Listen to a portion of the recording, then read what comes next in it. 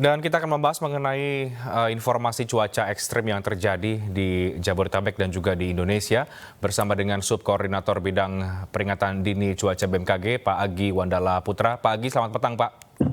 Selamat petang, Baik, Pak Mas Agi. Ren. Ya, sebelumnya sempat ramai ada badai di Jabodetabek ya, meskipun sejauh ini mudah-mudahan tidak terjadi begitu ya. Nah, sebetulnya apa yang terjadi di Jabodetabek ini, Pak? Apakah memang hanya sekedar cuaca buruk saja, hujan saja, atau apa?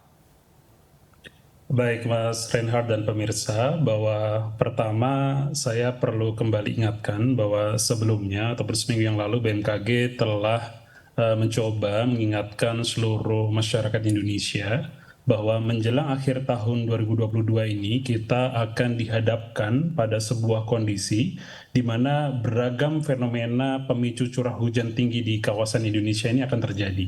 Sebetulnya kalau ditanyakan ini apakah tidak lazim, sebetulnya lazim karena ketika masuk di periode Desember biasanya kita sangat dipengaruhi oleh monsun Asia. Monsun Asia sendiri memang biasanya akan membawa ataupun mendorong massa udara basah ke kawasan Indonesia.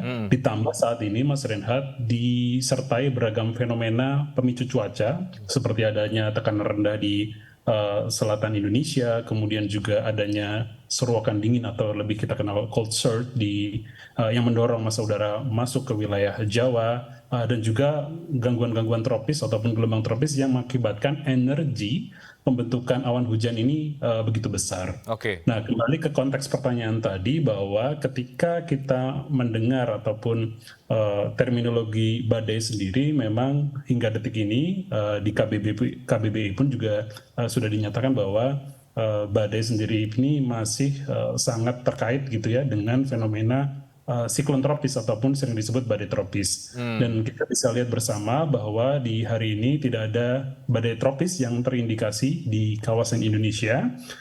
Dan apa yang terjadi di kawasan Jabodetabek di hari ini adalah kejadian hujan yang mana fenomenanya saya sebutkan di awal tadi, Mas Reinhardt.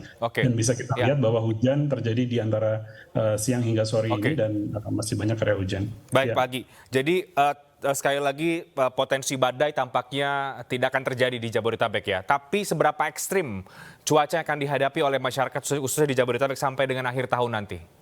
Baik, betul Mas Reinhardt. Inilah yang perlu kita kembali ingatkan ke seluruh masyarakat Indonesia bahwa ancaman bencana hidrometeorologi ini tidak hanya kita berfokus ke wilayah Jabodetabek saja, tetapi misalnya sore ini kawan-kawan ataupun saudara kita di Jawa Timur dari pantauan radar cuaca terakhir sedang mengalami hujan yang cukup tinggi di sana, sehingga perlu berhati-hati akan ancaman bencana hidrometeorologi. Nah, terkait dengan periodenya sendiri sebetulnya dari mulai hari ini hingga akhir tahun nanti, kalau boleh saya sebutkan ya, hingga nanti tanggal 31 Desember maksud saya, ini adalah periode di mana curah hujan terus meningkat dari pesisir barat Sumatera, sebagian besar Pulau Jawa, kemudian Bali, Nusa Tenggara, Sulawesi Selatan, Sulawesi Tenggara hingga timur Indonesia ini akan sangat tinggi hujannya. Karena apa, Mas Reinhardt? Karena fenomena yang sebetulnya lazim terjadi di kawasan Indonesia, yaitu kita sering sebut sebagai daerah pertemuan angin ataupun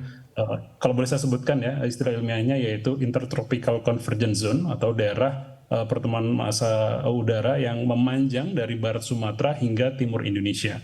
Dampaknya apa? Dampaknya adalah hujan yang terus-menerus beberapa hari ke depan di wilayah yang saya sebutkan tadi, dan juga ada aspek lain seperti angin kencang. Itulah kenapa ada dampak-dampak lain seperti tinggi gelombang yang menjadi sangat tinggi di kawasan pesisir selatan Jawa, utara Jawa, hingga timur Indonesia, sehingga saudara-saudara kita dari sektor nelayan juga perlu berhati-hati dan barangkali bersabar karena ancamannya begitu nyata ya untuk gangguan tinggi gelombang ini, sehingga dalam periode akhir Desember dan awal Januari 2023 mohon saudara-saudara semua di Indonesia ini agar lebih berhati-hati. Gangguan tinggi gelombang ini perlu diwaspadai ya, terutama yang bekerja sebagai nelayan atau di sekitaran pesisir misalnya begitu ya, Pak Agi. Nah, untuk masyarakat di Jakarta, di Jabodetabek, apa yang akan terjadi beberapa hari ke depan? Apakah memang akan terus terjadi hujan atau cuaca yang mendung gelap seperti saat ini atau bagaimana? Singkat. Ya, betul, Mas Renat. Dari mulai hari ini, kemudian besok hingga tanggal 31, terutama nanti di periode tanggal 30 ya, hujan akan terus meningkat.